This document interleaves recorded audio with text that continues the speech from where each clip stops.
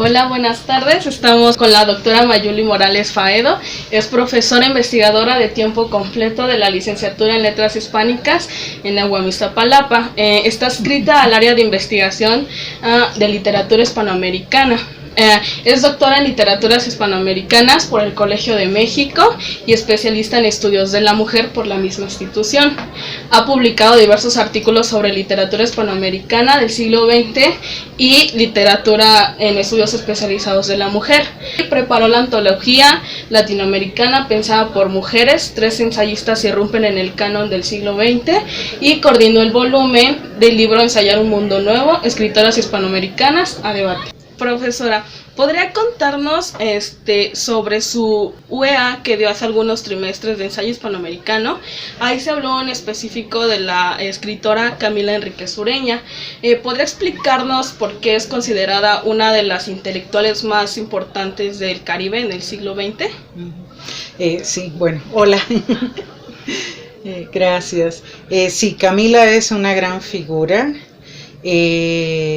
Que como muchas mujeres le dio más peso a su participación como maestra, o sea, su actividad como educadora, que su actividad como escritora. También como activista social y feminista. ¿Sí?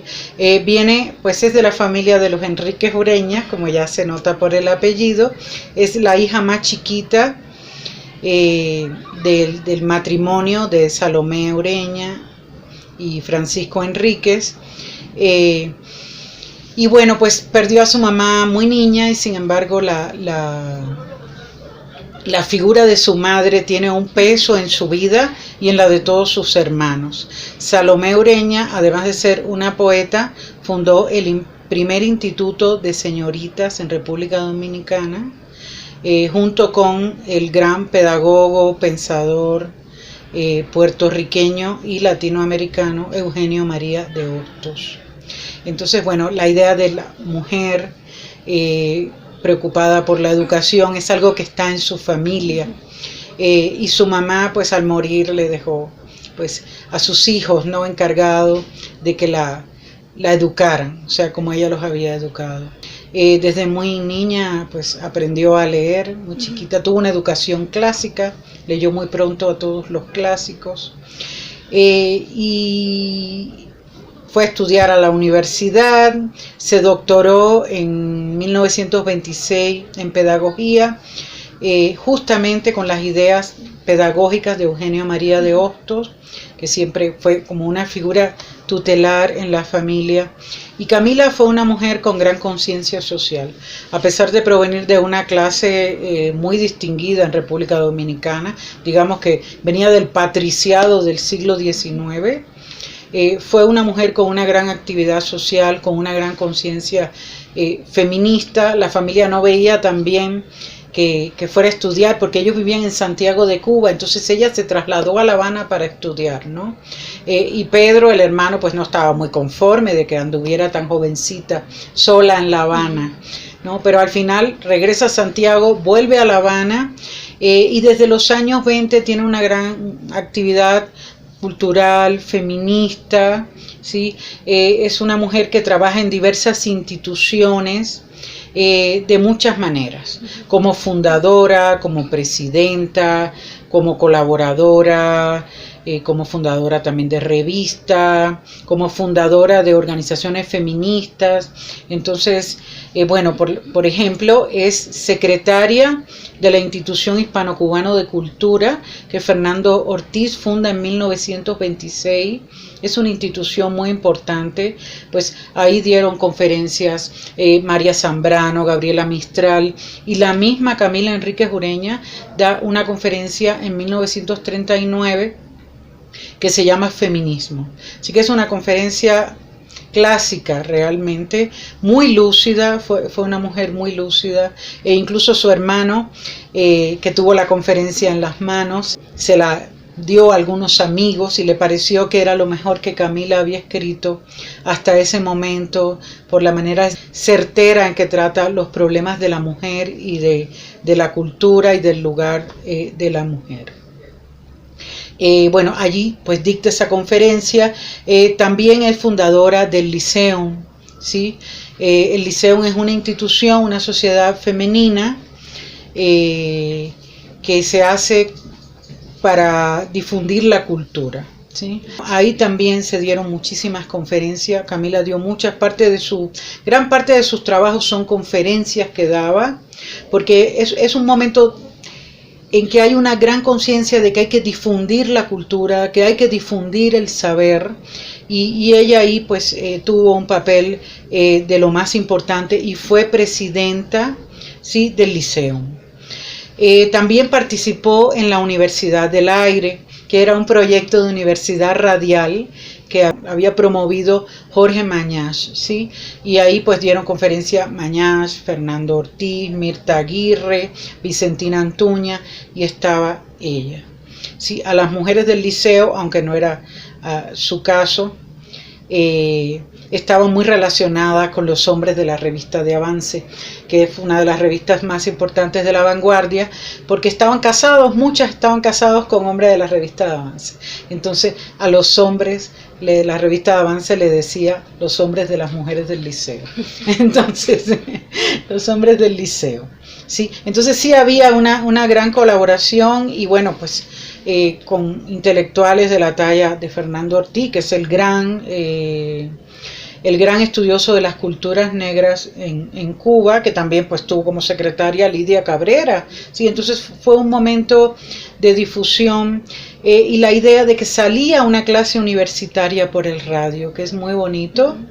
Y bueno, se mantuvo muchos años esta Universidad del Aire. En 1935 organiza la Unión Nacional de Mujeres, y Camila está entre sus organizadoras. Y para 1939 organiza este congreso del que es parte, de ese congreso son parte dos conferencias. Uno es feminismo, que ya mencioné, y el otro es la mujer y la cultura, ¿sí?, que impartió en el liceo. Y bueno, pues ella ahí tiene una gran actividad, abre el congreso. Una de las características de este grupo de mujeres, que quizás ahora no se entienda tan bien, es que les tocó vivir la Primera Guerra Mundial, aunque no la vivieron en Europa, las secuelas de la Primera Guerra Mundial, o este periodo de entreguerras. Después les tocó vivir, sin vivirlo también directamente, la Guerra Civil Española, en la que ella también tuvo una actividad muy intensa, tanto pues de recoger para donar, y de apoyo. Fueron momentos de mucha actividad política, y además le toca ver cómo viene la Segunda Guerra Mundial, sí, porque toda la situación de preguerra ya decía lo que iba a pasar, ya había además como toda una ideología, ¿sí? Antes de que estallara la guerra, pues todos los años 30, pues ya están pasando cosas, ¿no?, con los judíos. Y bueno, todo esto ya empieza a mover la idea de que va a haber una guerra y que tiene un fondo ideológico muy oscuro, ¿no? Entonces, su feminismo, como el de muchas intelectuales de la época, como Mistral, como Mirta Aguirre, tiene el carácter de estar contra la guerra. Es un feminismo por la paz, es un feminismo con un sentido colectivo muy fuerte, y de una idea humanista de salvación de la humanidad, de salvación de los niños, que va a estar en muchas intervenciones que ella hace, algunas muy breves, otras de mayor alcance. Sí, pero esa idea de que hay que unirse para trabajar, que yo creo que deberíamos rescatar hoy, ya que estamos viviendo la experiencia política y de violencia que estamos viviendo, ¿no? Ella participó con Juan Ramón Jiménez en la selección de lo que sería la antología La Poesía Cubana en 1936. Era muy amiga de Juan Ramón y Zenobia, ¿no? Y tuvo relaciones de intercambio con ellos pues hasta el final, ¿no? Hasta que murieron. Entonces sí había una relación con ese mundo. Estuvo aquí en México. En 1942 Camila va a trabajar a Vassar College, que es una de las instituciones importantes de educación de mujeres. Ya ven que en Estados Unidos había universidades para mujeres específicamente. ¿sí? Y ahí incluso compartió con Pedro Salinas, Amado Alonso, o sea, varios intelectuales importantes de la época que fueron a impartir clases en universidades norteamericanas. Y bueno, pues ahí trabajó 17 años, desarrolló pues toda una gran actividad. Entre el 1952 y 1953, Camila va a trabajar al archivo de Sevilla, ¿sí?, para estudiar la participación de las mujeres en la colonia, ¿sí? Y ese es un trabajo pues que no se publicó, estaba en su papelería, porque como les decía, ella siempre pues puso por delante lo de ser maestra, ¿sí? E investigaba, y mucha de la investigación era para impartir clases, pero al final eso quedaba como en borradores que no llegaban a afinarse suficientemente para hacer una publicación, ¿no? Un folleto, un pequeño libro o un artículo de carácter histórico, pero ya ahí están recogidas, ¿sí?, toda una cantidad de datos e informaciones de todo tipo que ella debe haber utilizado en sus clases, ¿no? Y que hoy la leemos y pues nos da datos muy interesantes. Allá hay una recuperación de mujeres, porque ella empieza desde la Edad Media, España, y ya después entra a la época de la conquista y todas las escuelas que habían, cómo eran las escuelas que se fundaron desde el primer momento en México, las labores que hacían las mujeres que iban a la escuela, pues estaban vinculados, por supuesto, a las instituciones religiosas. Hay aquí una visión histórica, además de la visión crítica, además de la visión de promover la cultura, de divulgar, ¿sí?, el trabajo de las mujeres, como hizo por ejemplo con Delmira Agustini. Por lo menos tiene anotaciones, sí, que fueron a dar a sus clases, y que muestra cómo había una preocupación por recoger una tradición de las mujeres. También muestra su preocupación por recuperar en términos históricos la tradición, que para ella era importante. Cuando termina en Vassar College, da la casualidad que había triunfado la Revolución Cubana y ella se regresa a Cuba. Ya pues eso fue en el 60, Camila tenía 66 años. O sea, era una señora mayor, y eso conmueve mucho y muestra quién fue. O sea, la activista social, la preocupada políticamente por hacer un mundo mejor, por trabajar para eso, porque renunció a su jubilación en Estados Unidos en ese momento para irse a la Universidad de La Habana a trabajar. Sí, y eso pues era la jubilación de 17 años de trabajo, que dada la situación de bloqueo que vivió Cuba con Estados Unidos, ella pues tuvo que renunciar a eso porque no podía recibir su pensión en Cuba. Y ahí se incorporó y trabajó en la alfabetización, ¿sí? Preparó a estudiantes de la universidad para que fueran a alfabetizar, trabajó en el Ministerio de Educación. Y bueno, pues desempeñó una gran tarea. Realmente Camila muere en 1973, y toda la escritura también de esos años es una escritura para libros de texto de la universidad, ¿no? Recuperó, por ejemplo, el trabajo que había hecho sobre Dante, que se llama El Infierno, y así pues hay otras aportaciones, y la mayoría tienen un carácter educativo. Entonces cuando pensamos en Camila, pensamos en la visión general de una intelectual, ¿sí? Una intelectual que se ocupó de todo. Era muy preocupada por la lectura, y en 1964 publicó Invitación a la Lectura, que fue algo que cuando nosotros estudiábamos lo teníamos en nuestro libro de texto, esa conferencia de Camila.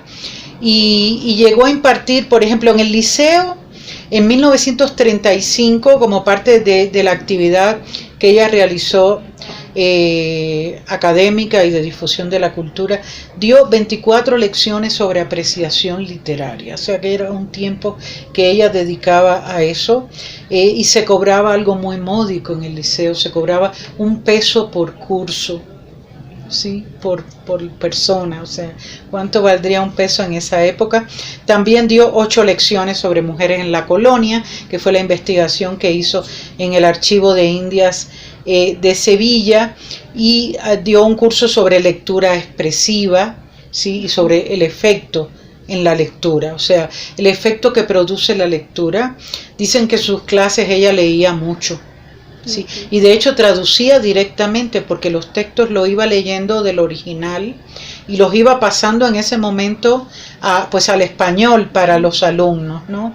Era pues una mujer erudita, de una gran cultura, o sea, leía la Ilíada en griego antiguo, leía en toscano, porque aprendió el toscano para leer a Dante, que no escribió en italiano, escribió en toscano. Estudió noruego para leer a Nunn Hansson, que en aquella época pues era un autor muy importante. Aprendió alemán para leer a Goethe. También sabía francés, inglés, pues italiano, ruso, o sea, aprendió muchas lenguas. Era pues todo un intelectual humanista que ahora como que ya medio que no existe esa manera de vivir la cultura. Realmente fue una persona admirable. En 1935 pues estuvo presa, porque el grupo de mujeres del liceo fueron a recibir al puerto de La Habana a un escritor norteamericano que estaba acusado de comunista. De hecho, las mujeres del liceo estaban acusadas de comunistas. La gente de la revista de Avance también en aquella época se acusaba de comunista. Y entonces pues la meten presa en la cárcel de Guanabacoa, pues con todas las mujeres del liceo que habían ido a recibirlo. Clifford Ode, me parece que se llama el escritor, creo que era un dramaturgo, y bueno, ahí los días que estará como 2 semanas en la cárcel. Hay un cuento muy chistoso porque Camila era una mujer muy majestuosa, o sea, y dicen que nunca perdió eso en la cárcel, ¿no? Ella estaba en la cárcel con toda su majestuosidad, ¿no? Esa cosa que tenía, que dicen que pasaba y uno la miraba, ¿no? Porque tenía un porte, una elegancia, una manera de estar, además muy mesurada. Y entonces ahí se dedicó a leerles a las mujeres que estaban presas, ¿sí? Y bueno, cuando salió de ahí se quedó con la idea de hacer una biblioteca para estas mujeres, y después fueron y fundaron una biblioteca en la cárcel de Guanabacoa para las mujeres que estaban presas. ¿Sí? El chiste es que Camila era muy alta, y entonces resulta que la cama que le dieron en la cárcel se le salían los pies de la cama y tenía que dormir con los pies en el aire. Sí, y así durmió 15 días. No. Y bueno, pues con ella estuvieron presas varias mujeres importantes de esos años en Cuba, como Edith García Buchaca, Carolina Ponset, que es autora de un libro que se llama El romance en Cuba. Fueron años de mucha actividad feminista, ¿no? De un primer movimiento feminista que estuvo muy vinculado a la liberación, digamos, colectiva, también al auge de los movimientos obreros, socialistas, a la lucha por la paz, pues a toda una postura frente a la Segunda Guerra Mundial y todo lo que ideológicamente se derivó de ahí, con una gran fe en la cultura y en la educación. Yo creo que hoy la leemos y nos damos cuenta pues de su lucidez, por eso es tan importante, y se le está rescatando, porque en parte el olvido viene de que trabajó para dar, o sea, no quedó en la escritura, no quedó tanto en libros como ese dar constante y formar generaciones de generaciones, ¿sí? Fue una gran maestra, y también se cuenta que cuando estaba preparando a los alumnos para la alfabetización, a los alumnos de la universidad, le decía: si a usted no lo entiende, la culpa es suya. O sea, la culpa nunca es del alumno. Y eso también me parece conmovedor. Ya esa señora que tenía 70 años, ¿sí? Cuando estaba preparando alumnos para la alfabetización. Entonces, pues, es una gran figura, que hay que trabajar, estudiar, leer con profundidad todo lo que realmente nos propone, ¿no? Sí, perfecto. La antología. La antología fue una gran experiencia, porque nos dio una enorme dimensión del pensamiento de las mujeres. O sea, ustedes saben que las mujeres nunca han sido vistas como pensadoras o como productoras de ideas, y de hecho cuando se estudia a las mujeres se va a ver qué dijo en términos de contenido, y nunca se piensa que ese contenido, ¿sí?, que esa construcción discursiva es una construcción que dialoga, ¿sí?, con otras construcciones discursivas y que propone algo, ¿sí?, sobre el mundo, ¿no? Entonces se piensa que las mujeres hablan de sí mismas y de sus problemas, ¿no? Y yo creo que leerlas a todas nos pone muy claro que los problemas de las mujeres no son más que los problemas del mundo. Cuando alguien tiene problema en el mundo, es un problema del mundo. ¿Qué nos dio la antología? La antología fue un proyecto, yo había venido trabajando ensayos de mujeres, y entonces, bueno, fue un proyecto que estuvo vinculado a PROMEC, ¿sí? Y fue un apoyo que nos dio PROMEC, y bueno, colaboraron en ella Aralia López, Ana Rosa Domenela, y Osmar Sánchez Aguilera del TEC de Monterrey. Pues ahí está lo que hizo cada uno, y yo lo coordiné, y también pues trabajé pues una gran parte de la antología. Y lo importante para mí es todos los textos que se rescataron y dar un sentido de corpus a estos textos, porque muchas veces se trabaja un autor o se trabaja un texto y este texto queda aislado, pero cuando uno los ve todos se empieza a dar cuenta que hay ejes de preocupaciones, temas que se repiten, problemas que se repiten, formas de ver el mundo que se repiten, y ya ahí empiezan a darnos una idea de que aquí hay un corpus de pensamiento, o sea, aquí hay una manera de ver el mundo que es rescatable, pero no solo es rescatable, sino que nos sirve un poco de lección también, es un espacio textual del que podemos aprender hoy, y de ahí que pues, para mí la antología fue de lo más importante, por todo lo que recupera y por todo lo que me enseñó,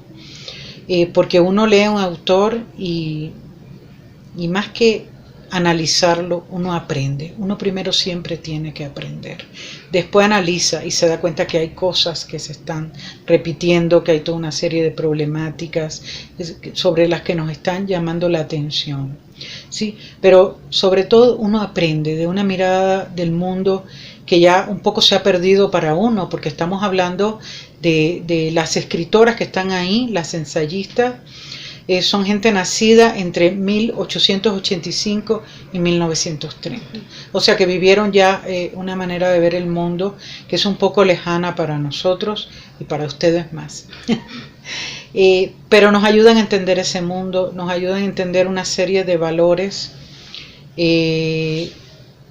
a los que ellas le dieron importancia. Por ejemplo, Camila le daba muchísima importancia a la conciencia como forma de transformar el mundo, y lo dice en Feminismo, habla de cómo las mujeres deben justamente a partir de la memoria de la opresión, ¿sí?, construir un mundo donde la conciencia sea, esa conciencia de la opresión permita una articulación mejor y más armoniosa para los seres humanos. Entonces ese deseo de transformar el mundo está en todos los trabajos, en todo el pensamiento de las mujeres. Tiene que anularse completamente la idea de que las mujeres hablan de sus problemas y que esos problemas son algo que no atañen a los demás. ¿Cómo se ha construido la figura de la mujer a través de la literatura hispanoamericana? A través de la literatura hispanoamericana, y quizás podría extenderse un poco a la literatura más general, sobre todo pensando la figura de la mujer como una figura en cierta literatura más canónica, ¿no? Siempre ha sido usada como un símbolo de algo, eso es de lo más interesante, y yo creo que las feministas han puesto como la mirada de una manera muy intensa, y han hecho muchos análisis de las imágenes de la mujer ¿sí? Hay una corriente crítica que se llama así, Imágenes de la Mujer, de cómo han sido vistas las mujeres en la literatura por los hombres, y cómo pues la propia literatura de las mujeres que existe y ha existido, pero pues mucha está como olvidada, ¿sí? Como ha sido excluida de los ejes fundamentales del pensamiento crítico, pues no aparece como una imagen relevante, y cómo esta imagen relevante empieza a tomar fuerza en la medida que hay una conciencia crítica de que la mujer debe expresarse en la literatura. Y esa conciencia crítica de manera pues más fuerte obviamente la ha dado el feminismo. Sin embargo, ya desde las ensayistas de la primera mitad del siglo XX, ya había un poco esa conciencia, porque yo recuerdo que Mirta Aguirre, en un ensayo que tiene, que se llama Influencia de la mujer en Iberoamérica, en la parte cultural termina, después de hablar de, naturalmente, Alfonsina, Mistral, Delmira, Gertrudis Gómez de Avellaneda, Sor Juana Inés de la Cruz, y señalar luego, ya más para acá, algunas otras figuras importantes. Estoy hablando de un ensayo de 1947. Habla de cómo se puede decir que la literatura latinoamericana de los años 20, esa literatura, por ejemplo, del regionalismo, ha sido una literatura machista, ¿sí? Y dice, porque las mujeres han sido vistas como la tierra, ¿sí? Un territorio para conquistar. Y mientras las literaturas sea terreno de hombres, pues la mujer será una tierra para conquistar y será vista así. Y ella piensa en ese momento en Doña Bárbara, por ejemplo, de Rómulo Gallegos, ¿sí? Entonces me llama la atención que ella ya en esos años tenga esa imagen, porque realmente la conciencia de esa imagen más fuerte es de finales de los 60 y de los 70, y tiene que ver pues con una crítica también que está ahí, que no se ha rescatado, que no hemos trabajado sobre ella, pero esto ya tiene una presencia, esta conciencia de cómo las mujeres se sienten como ese territorio por conquistar, perdónenme. Si quieren les puedo leer el fragmento. Entre tanto se dice que Iberoamérica, y ciertamente no se dice como elogio, es mujer, por ser amante de la vida y no de la posteridad, amante de la fuerza zoológica visible y no de las virtudes esotéricas, provocadora de la irrupción de los fieros arrestos que el hombre conserva de su pasado prehistórico, identidad de lo femenino y del ambiente americano que el tipo de Doña Bárbara unifica en sus manifestaciones más selváticas.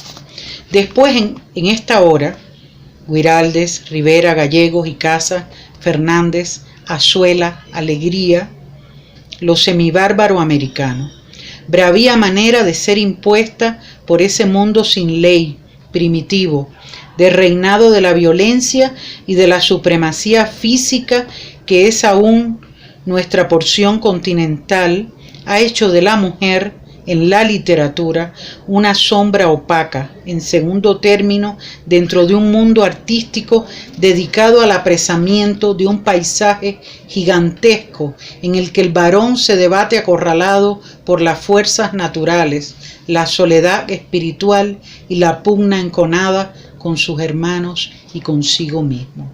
Así, Rómulo Gallegos, el novelista que, por ser el de más nutrida producción, podríamos aceptar como ejemplo característico iberoamericano, es, desde Demetrio Montiel de los Montieles hasta Santos Luzardo, lo que podría llamarse un escritor machista, por la exacerbada acentuación de lo viril en sus personajes.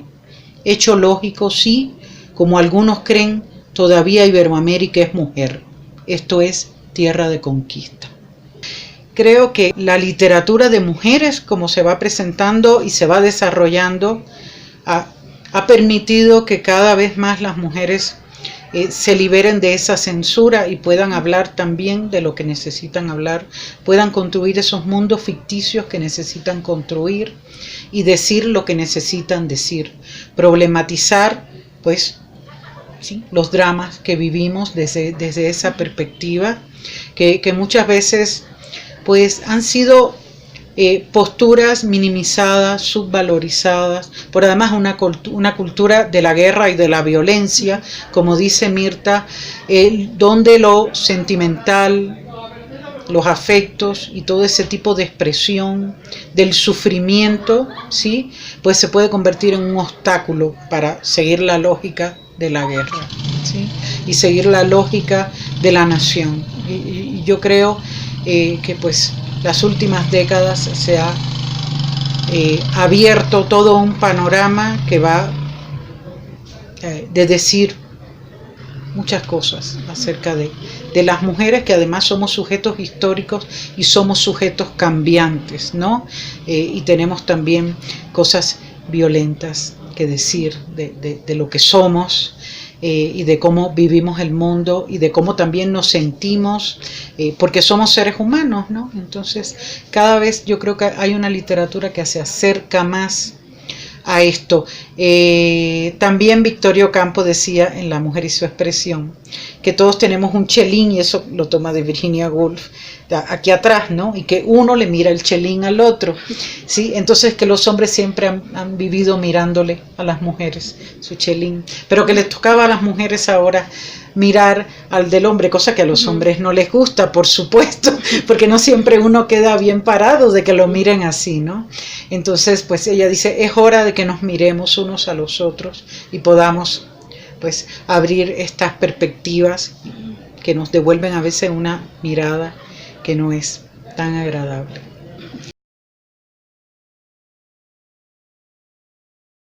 Las ensayistas tienen textos verdaderamente hermosos, construcciones a veces utópicas, a veces llenas de esperanza, de lo que puede ser Latinoamérica y de las posibilidades de transformar este mundo, y también del papel que han hecho las mujeres, ¿sí? En la historia, que no es un papel visto, ellas han sabido literaturizarlo, digamos, hacer un juego entre la realidad a la que tienen acceso y la ficción para poder construirlo.